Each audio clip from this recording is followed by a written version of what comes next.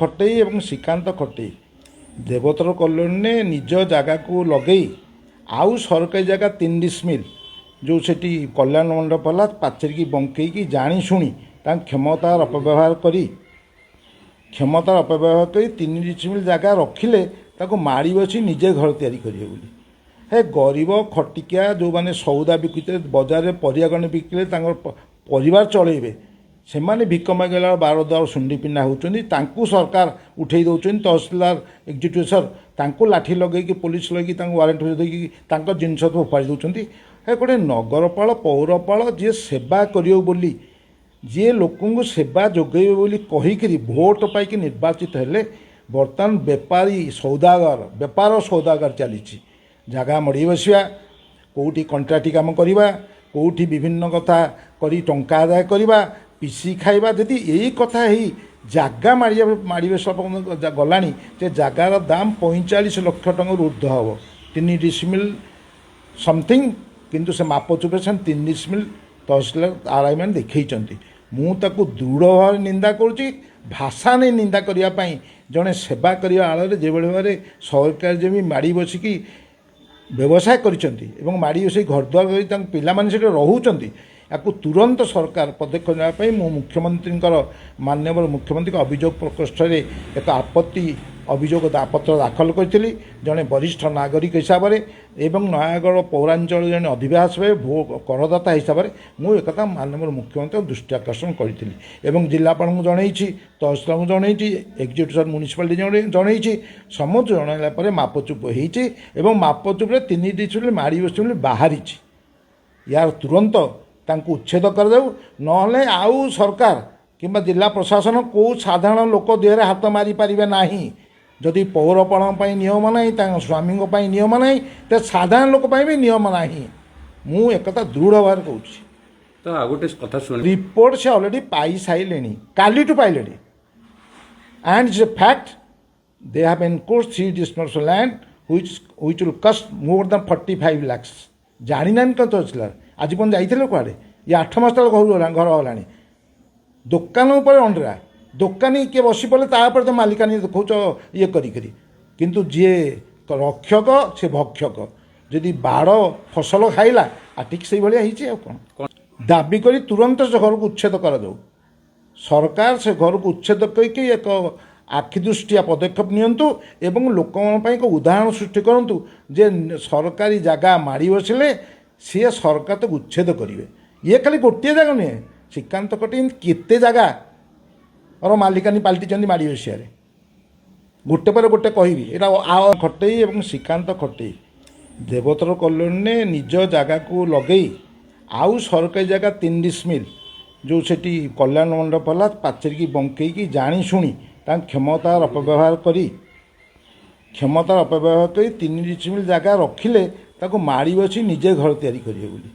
ହେ ଗରିବ ଖଟିକିଆ ଯେଉଁମାନେ ସଉଦା ବିକୁଥିଲେ ବଜାରରେ ପରିବା ଗଣ୍ଡେ ବିକିଲେ ତାଙ୍କର ପରିବାର ଚଳେଇବେ, ସେମାନେ ଭିକ ମାଗିଲା ବାର ଦ୍ୱାର ଶୁଣ୍ଡି ପିଣ୍ଡା ହେଉଛନ୍ତି। ତାଙ୍କୁ ସରକାର ଉଠେଇ ଦେଉଛନ୍ତି, ତହସିଲଦାର ଏକ୍ଜିକ୍ୟୁଟିଭ୍ ତାଙ୍କୁ ଲାଠି ଲଗେଇକି ପୋଲିସ ଲଗେଇକି ତାଙ୍କୁ ୱାରେଣ୍ଟ ଦେଇକି ତାଙ୍କ ଜିନିଷ ସବୁ ଫୋପାଡ଼ି ଦେଉଛନ୍ତି। ହେ ଗୋଟେ ନଗରପାଳ ପୌରପାଳ ଯିଏ ସେବା କରିବ ବୋଲି, ଯିଏ ଲୋକଙ୍କୁ ସେବା ଯୋଗାଇବେ ବୋଲି କହିକିରି ଭୋଟ ପାଇକି ନିର୍ବାଚିତ ହେଲେ, ବର୍ତ୍ତମାନ ବେପାର ସୌଦାଗର ଚାଲିଛି। ଜାଗା ମଡ଼ି ବସିବା, କେଉଁଠି କଣ୍ଟ୍ରାକ୍ଟି କାମ କରିବା, କେଉଁଠି ବିଭିନ୍ନ କଥା କରି ଟଙ୍କା ଆଦାୟ କରିବା, ପିସି ଖାଇବା। ଯଦି ଏଇ କଥା ହେଇ ଜାଗା ମାଡ଼ି ବସିବା ଗଲାଣି, ଯେ ଜାଗାର ଦାମ 45 ଲକ୍ଷ ଟଙ୍କାରୁ ଉର୍ଦ୍ଧ୍ୱ ହେବ। 3 ଡିସମିଲ୍ ସମଥିଙ୍ଗ, କିନ୍ତୁ ସେ ମାପଚୁପରେ 3 ଡିସମିଲ୍ ତହସିଲଦାର ଆର୍ଆଇ ମାନେ ଦେଖେଇଛନ୍ତି। ମୁଁ ତାକୁ ଦୃଢ଼ ଭାବରେ ନିନ୍ଦା କରୁଛି। ଭାଷା ନେଇ ନିନ୍ଦା କରିବା ପାଇଁ ଜଣେ ସେବା କରିବା ଆଳରେ ଯେଭଳି ଭାବରେ ସରକାର ଯେମିତି ମାଡ଼ି ବସିକି ବ୍ୟବସାୟ କରିଛନ୍ତି ଏବଂ ମାଡ଼ି ବସିକି ଘରଦ୍ୱାର କରି ତାଙ୍କ ପିଲାମାନେ ସେଠି ରହୁଛନ୍ତି, ୟାକୁ ତୁରନ୍ତ ସରକାର ପଦକ୍ଷେପ ନେବା ପାଇଁ ମୁଁ ମୁଖ୍ୟମନ୍ତ୍ରୀଙ୍କର ମାନ୍ୟବର ମୁଖ୍ୟମନ୍ତ୍ରୀଙ୍କ ଅଭିଯୋଗ ପ୍ରକୋଷ୍ଠରେ ଏକ ଅଭିଯୋଗ ପତ୍ର ଦାଖଲ କରିଥିଲି ଜଣେ ବରିଷ୍ଠ ନାଗରିକ ହିସାବରେ ଏବଂ ନୟାଗଡ଼ ପୌରାଞ୍ଚଳ ଜଣେ ଅଧିବାସୀ ଭାବେ କରଦାତା ହିସାବରେ ମୁଁ ଏକଥା ମାନ୍ୟବର ମୁଖ୍ୟମନ୍ତ୍ରୀଙ୍କ ଦୃଷ୍ଟି ଆକର୍ଷଣ କରିଥିଲି ଏବଂ ଜିଲ୍ଲାପାଳଙ୍କୁ ଜଣାଇଛି, ତହସିଲଦାରଙ୍କୁ ଜଣାଇଛି, ଏକ୍ଜିକ୍ୟୁଟିଭ୍ ମ୍ୟୁନିସିପାଲିଟି ଜଣାଇଛି। ସମସ୍ତ ଜଣାଇଲା ପରେ ମାପଚୁପ ହେଇଛି ଏବଂ ମାପଚୁପରେ 3 ଡିସମିଲ୍ ମାଡ଼ି ବସିଛି ବୋଲି ବାହାରିଛି। ୟାର ତୁରନ୍ତ ତାଙ୍କୁ ଉଚ୍ଛେଦ କରାଯାଉ, ନହେଲେ ଆଉ ସରକାର କିମ୍ବା ଜିଲ୍ଲା ପ୍ରଶାସନ କେଉଁ ସାଧାରଣ ଲୋକ ଦେହରେ ହାତ ମାରିପାରିବେ ନାହିଁ। ଯଦି ପୌରପାଳନ ପାଇଁ ନିୟମ ନାହିଁ, ତାଙ୍କ ସ୍ୱାମୀଙ୍କ ପାଇଁ ନିୟମ ନାହିଁ, ତେବେ ସାଧାରଣ ଲୋକ ପାଇଁ ବି ନିୟମ ନାହିଁ। ମୁଁ ଏକଥା ଦୃଢ଼ ଭାବରେ କହୁଛି। ତ ଆଉ ଗୋଟେ କଥା ଶୁଣି ରିପୋର୍ଟ ସେ ଅଲରେଡ଼ି ପାଇସାରିଲେଣି, କାଲିଠୁ ପାଇଲେଣି। And it's a fact they have encroached 3 decimals land which will cost more than 45 lakhs। ଜାଣିନାହାନ୍ତି କ'ଣ ଚଳିଥିଲା? ଆଜି ପର୍ଯ୍ୟନ୍ତ ଯାଇଥିଲେ କୁଆଡ଼େ? ଇଏ 8 ମାସ ତଳେ ଘର ଗଲାଣି।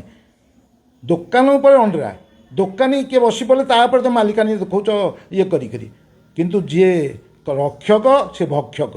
ଯଦି ବାଡ଼ ଫସଲ ଖାଇଲା, ଆଉ ଠିକ୍ ସେଇଭଳିଆ ହେଇଛି। ଆଉ କ'ଣ ଦାବି କରି ତୁରନ୍ତ ସେ ଘରକୁ ଉଚ୍ଛେଦ କରାଯାଉ। ସରକାର ସେ ଘରକୁ ଉଚ୍ଛେଦ କରିକି ଏକ ଆଖିଦୃଷ୍ଟିଆ ପଦକ୍ଷେପ ନିଅନ୍ତୁ ଏବଂ ଲୋକମାନଙ୍କ ପାଇଁ ଏକ ଉଦାହରଣ ସୃଷ୍ଟି କରନ୍ତୁ ଯେ ସରକାରୀ ଜାଗା ମାଡ଼ି ବସିଲେ ସିଏ ସରକାର ତାକୁ ଉଚ୍ଛେଦ କରିବେ। ଇଏ ଖାଲି ଗୋଟିଏ ଜାଗା ନୁହେଁ, ଶ୍ରୀକାନ୍ତ କଟେଇ ଏମିତି କେତେ ଜାଗାର ମାଲିକାନୀ ପାଲଟିଛନ୍ତି ମାଡ଼ି ବସିବାରେ। ଗୋଟେ ପରେ ଗୋଟେ କହିବି, ଏଇଟା ଆରମ୍ଭ। ଖଟେଇ ଏବଂ ଶ୍ରୀକାନ୍ତ ଖଟେଇ ଦେବୋତ୍ତର କଲୋନୀରେ ନିଜ ଜାଗାକୁ ଲଗେଇ ଆଉ ସରକାରୀ ଜାଗା 3 ଡିସମିଲ୍ ଯେଉଁ ସେଠି କଲ୍ୟାଣ ମଣ୍ଡପ ହେଲା ପାଚେରିକି ବଙ୍କେଇକି ଜାଣି ଶୁଣି ତାଙ୍କ କ୍ଷମତାର ଅପବ୍ୟବହାର କରି 3 ଡିସମିଲ୍ ଜାଗା ରଖିଲେ ତାକୁ ମାଡ଼ି ବସି ନିଜେ ଘର ତିଆରି କରିବେ ବୋଲି। ହେ ଗରିବ ଖଟିକିଆ ଯେଉଁମାନେ ସଉଦା ବିକୁଥିଲେ, ବଜାରରେ ପରିବାଗଣି ବିକିଲେ ତାଙ୍କର ପରିବାର ଚଳେଇବେ, ସେମାନେ ଭିକ ମାଗିଲା ବାରଦ୍ୱାର ଶୁଣ୍ଡି ପିଣ୍ଡା ହେଉଛନ୍ତି। ତାଙ୍କୁ ସରକାର ଉଠେଇ ଦେଉଛନ୍ତି। ତହସିଲଦାର ଏକ୍ଜିକ୍ୟୁଟିଭ୍ ତାଙ୍କୁ ଲାଠି ଲଗେଇକି ପୋଲିସ ଲଗେଇକି ତାଙ୍କୁ ୱାରେଣ୍ଟ ଦେଇକି ତାଙ୍କ ଜିନିଷ ସବୁ ଫୋପାଡ଼ି ଦେଉଛନ୍ତି। ହେ ଗୋଟେ ନଗରପାଳ ପୌରପାଳ ଯିଏ ସେବା କରିବ ବୋଲି, ଯିଏ ଲୋକଙ୍କୁ ସେବା ଯୋଗାଇବେ ବୋଲି କହିକିରି ଭୋଟ ପାଇକି ନିର୍ବାଚିତ ହେଲେ, ବର୍ତ୍ତମାନ ବେପାର ସୌଦାଗର ଚାଲିଛି। ଜାଗା ମଡ଼ି ବସିବା, କେଉଁଠି କଣ୍ଟ୍ରାକ୍ଟି କାମ କରିବା, କେଉଁଠି ବିଭିନ୍ନ କଥା କରି ଟଙ୍କା ଆଦାୟ କରିବା, ପିସି ଖାଇବା। ଯଦି ଏଇ କଥା ହେଇ ଜାଗା ମାଡ଼ି ବସିବା ପର୍ଯ୍ୟନ୍ତ ଗଲାଣି, ଯେ ଜାଗାର ଦାମ 45 ଲକ୍ଷ ଟଙ୍କାରୁ ଉର୍ଦ୍ଧ୍ୱ ହେବ। 3 ଡିସମିଲ୍ ସମଥିଙ୍ଗ, କିନ୍ତୁ ସେ ମାପଚୁପରେ ସେ 3 ଡିସମିଲ୍ ତହସିଲଦାର ଆର୍ଆଇ ମାନେ ଦେଖେଇଛନ୍ତି। ମୁଁ ତାକୁ ଦୃଢ଼ ଭାବରେ ନିନ୍ଦା କରୁଛି। ଭାଷା ନେଇ ନିନ୍ଦା କରିବା ପାଇଁ ଜଣେ ସେବା କରିବା ଆଳରେ ଯେଭଳି ଭାବରେ ସରକାର ଯେମିତି ମାଡ଼ି ବସିକି ବ୍ୟବସାୟ କରିଛନ୍ତି ଏବଂ ମାଡ଼ି ବସିକି ଘରଦ୍ୱାର କରି ତାଙ୍କ ପିଲାମାନେ ସେଠି ରହୁଛନ୍ତି, ୟାକୁ ତୁରନ୍ତ ସରକାର ପଦକ୍ଷେପ ନେବା ପାଇଁ ମୁଁ ମୁଖ୍ୟମନ୍ତ୍ରୀଙ୍କର ମାନ୍ୟବର ମୁଖ୍ୟମନ୍ତ୍ରୀଙ୍କ ଅଭିଯୋଗ ପ୍ରକୋଷ୍ଠରେ ଏକ ଆପତ୍ତି ଅଭିଯୋଗ ପତ୍ର ଦାଖଲ କରିଥିଲି ଜଣେ ବରିଷ୍ଠ ନାଗରିକ ହିସାବରେ ଏବଂ ନୟାଗଡ଼ ପୌରାଞ୍ଚଳରେ ଜଣେ ଅଧିବାସୀ ଭାବେ କରଦାତା ହିସାବରେ ମୁଁ ଏକଥା ମାନ୍ୟବର ମୁଖ୍ୟମନ୍ତ୍ରୀଙ୍କ ଦୃଷ୍ଟି ଆକର୍ଷଣ କରିଥିଲି ଏବଂ ଜିଲ୍ଲାପାଳଙ୍କୁ ଜଣେଇଛି, ତହସିଲଦାରଙ୍କୁ ଜଣେଇଛି, ଏକ୍ଜିକ୍ୟୁଟିଭ୍ ମ୍ୟୁନିସିପାଲିଟି ଜଣେଇଛି। ସମସ୍ତ ଜଣାଇଲା ପରେ ମାପଚୁପ ହେଇଛି ଏବଂ ମାପଚୁପରେ 3 ଡିସମିଲ୍ ମାଡ଼ି ବସିଛି ବୋଲି ବାହାରିଛି। ୟାର ତୁରନ୍ତ ତାଙ୍କୁ ଉଚ୍ଛେଦ କରାଯାଉ, ନହେଲେ ଆଉ ସରକାର କିମ୍ବା ଜିଲ୍ଲା ପ୍ରଶାସନ କେଉଁ ସାଧାରଣ ଲୋକ ଦେହରେ ହାତ ମାରିପାରିବେ ନାହିଁ। ଯଦି ପୌରପାଳନ ପାଇଁ ନିୟମ ନାହିଁ, ତାଙ୍କ ସ୍ୱାମୀଙ୍କ ପାଇଁ ନିୟମ ନାହିଁ, ତେବେ ସାଧାରଣ ଲୋକ ପାଇଁ ବି ନିୟମ ନାହିଁ। ମୁଁ ଏକଥା ଦୃଢ଼ ଭାବରେ କହୁଛି। ତ ଆଉ ଗୋଟେ କଥା ଶୁଣି ରିପୋର୍ଟ ସେ ଅଲରେଡ଼ି ପାଇସାରିଲେଣି, କାଲିଠୁ ପାଇଲେଣି। And it's a fact they have encroached 3 decimals land which will cost more than 45 lakhs। ଜାଣିନାହାନ୍ତି କ'ଣ ଚଳିଥିଲା? ଆଜି ପର୍ଯ୍ୟନ୍ତ ଯାଇଥିଲେ କୁଆଡ଼େ? ଇଏ 8 ମାସ ତଳେ ଘର ଗଲାଣି। ଦୋକାନ ଉପରେ ଅଣ୍ଡରା, ଦୋକାନୀ କିଏ ବସି ପଡ଼ିଲେ ତାପରେ ତ ମାଲିକାନୀ ଦେଖାଉଛ ଇଏ କରିକିରି। କିନ୍ତୁ ଯିଏ ରକ୍ଷକ ସେ ଭକ୍ଷକ। ଯଦି ବାଡ଼ ଫସଲ ଖାଇଲା, ଆଉ ଠିକ୍ ସେଇଭଳିଆ ହେଇଛି। ଆଉ କ'ଣ ଦାବି କରି ତୁରନ୍ତ ସେ ଘରକୁ ଉଚ୍ଛେଦ କରାଯାଉ। ସରକାର ସେ ଘରକୁ ଉଚ୍ଛେଦ କରିକି ଏକ ଆଖିଦୃଷ୍ଟିଆ ପଦକ୍ଷେପ ନିଅନ୍ତୁ ଏବଂ ଲୋକମାନଙ୍କ ପାଇଁ ଏକ ଉଦାହରଣ ସୃଷ୍ଟି କରନ୍ତୁ ଯେ ସରକାରୀ ଜାଗା ମାଡ଼ି ବସିଲେ ସିଏ ସରକାର ତାକୁ ଉଚ୍ଛେଦ କରିବେ। ଇଏ ଖାଲି ଗୋଟିଏ ଜାଗା ନୁହେଁ, ଶ୍ରୀକାନ୍ତ କଟେଇ ଏମିତି କେତେ ଜାଗାର ମାଲିକାନୀ ପାଲଟିଛନ୍ତି ମାଡ଼ି ବସିବାରେ।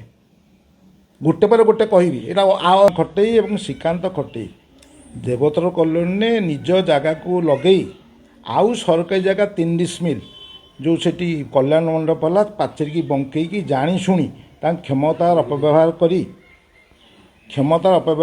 3 ଡିସମିଲ୍ ଜାଗା ରଖିଲେ ତାକୁ ମାଡ଼ି ବସି ନିଜେ ଘର ତିଆରି କରିବେ ବୋଲି।